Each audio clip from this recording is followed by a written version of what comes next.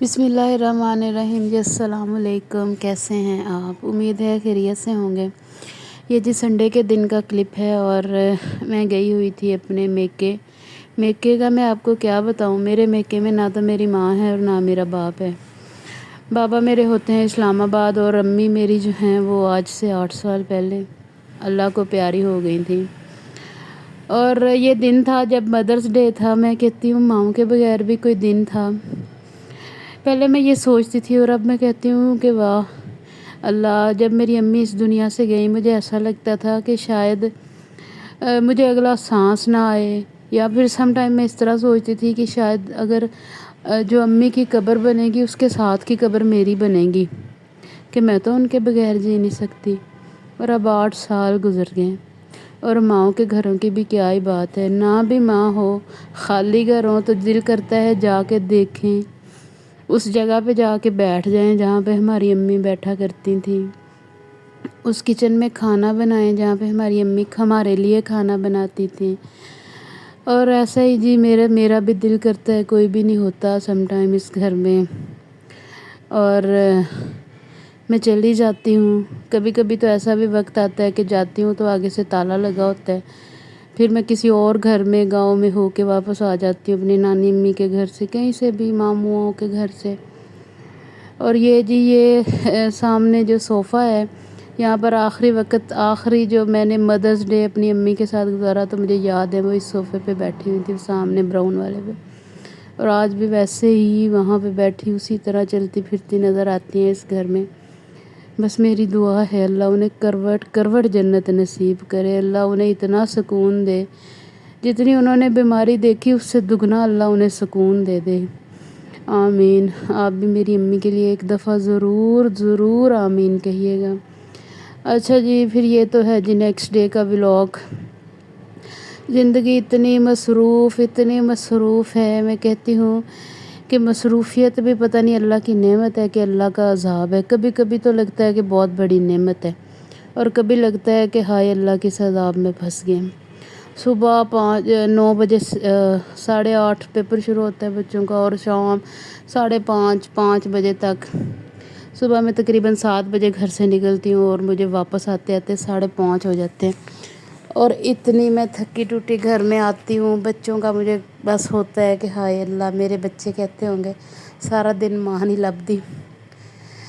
अच्छा जी, तो आज मैं जब आई वापस तो आके मैंने जी सबसे पहले ये मैंने कहा चलो खाना बनाती हूँ, बड़े दिन हो गए मैंने कोई प्रॉपरली खाना भी नहीं बनाया था।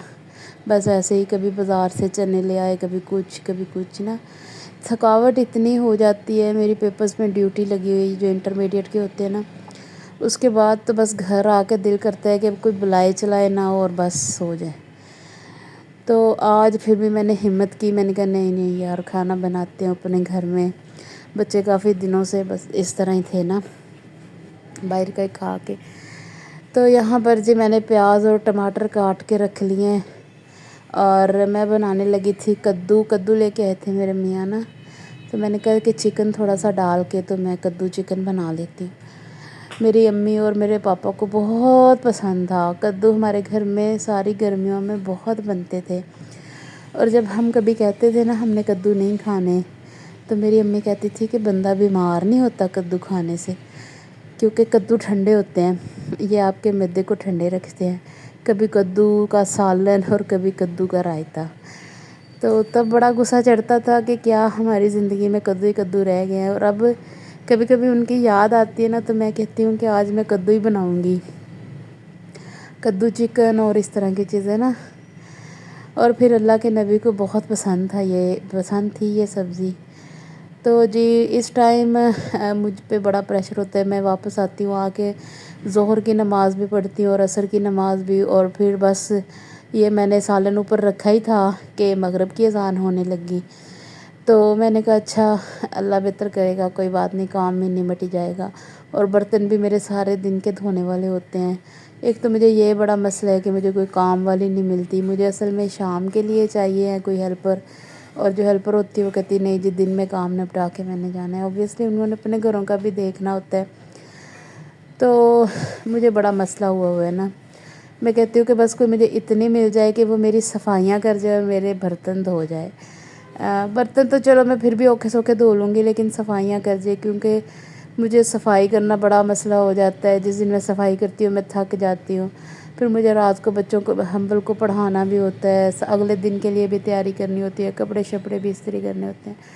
پتہ نہیں، کبھی تو بہت انرجی ہوتی ہے تو میں یہ سارے کام بھاگ دوڑ کے کر لیتی ہوں، فیل ہی نہیں ہوتا۔ اور کبھی اتنی انرجی مطلب ڈاؤن ہو جاتی ہے، اتنی ڈاؤن ہو جاتی ہے، اتنا کوئی ڈپریشن کا دورہ پڑ جاتا ہے نا، کبھی مجھے رونا آنے لگ جاتا ہے کہ ہائے اللہ، میری زندگی میں اتنی مطلب وہ ہو گئی ہے۔